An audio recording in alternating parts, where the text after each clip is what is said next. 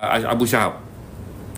Kalau tuan-tuan tanya saya, apa yang sedang berlaku di Palestin ini adalah titik kecil bagi mereka yang buta sejarah Palestin. Tuan-tuan akan kata ejen. Pada tahun 2007, apabila Palestin terbelah dua, dalam buku ni nanti ada bab 7 dalam buku ni. Kerana tuan-tuan ingat konten sekarang je, peristiwa, tuan-tuan tak ingat sejarah dulu. 2007, seorang pejuang yang mahu menjadikan Palestin bersatu, nama dia Muhammad Zainuddin.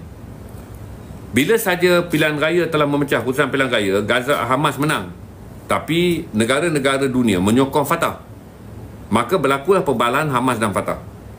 Hamas dan Fatah berbalah dan tak dapat dibentuk keputusan pilihan raya kerana Hamas menang, Fatah tak mau serah kuasa, dan dunia antarabangsa tak mau iktiraf Hamas kerana Hamas dianggap pengganas. Pada tahun 1999 tu Hamas dah didaftarkan sebagai pengganas.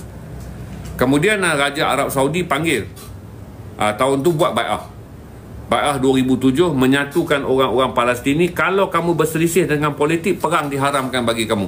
Dalam ni dicerita bai'ah Mekah. Tanda tanganlah orang-orang Hamas dan orang-orang Fatah, mereka tidak akan berbunuh satu sama lain. Jadi bila tuan-tuan tanya dekat saya Yasir Abu Shahab, dan tuan-tuan tanya dekat saya kumpulan Domus, saya kata balik 2007 ni dia tak ada kumpulan. Bila Muhammad Zainuddin ni tahu dia ada peluang untuk merampas kuasa dengan menjatuhkan Hamas di tebing barat, dan dia nak jatuhkan menjatuhkan Hamas di Gaza, jatuhkan Fatah di tebing barat.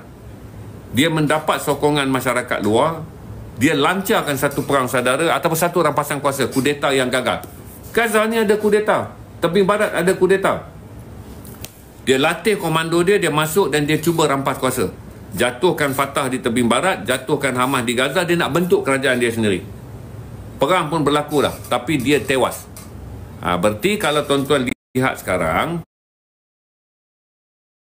yang tuan-tuan tanya saya Yasir Abu Shahab, dia alat Israel ataupun tidak, Domus yang saya dah jelaskan.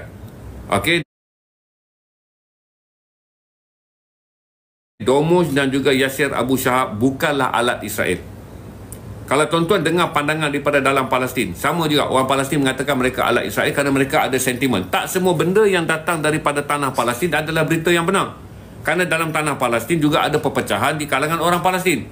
Berarti kalau kita tanya di Malaysia ni orang yang jadi pembangkang, Malaysia teruk lah. Kalau tuan-tuan tanya penganalisis politik yang menyokong government of the day, Malaysia bagus lah. Sama juga dengan Gaza.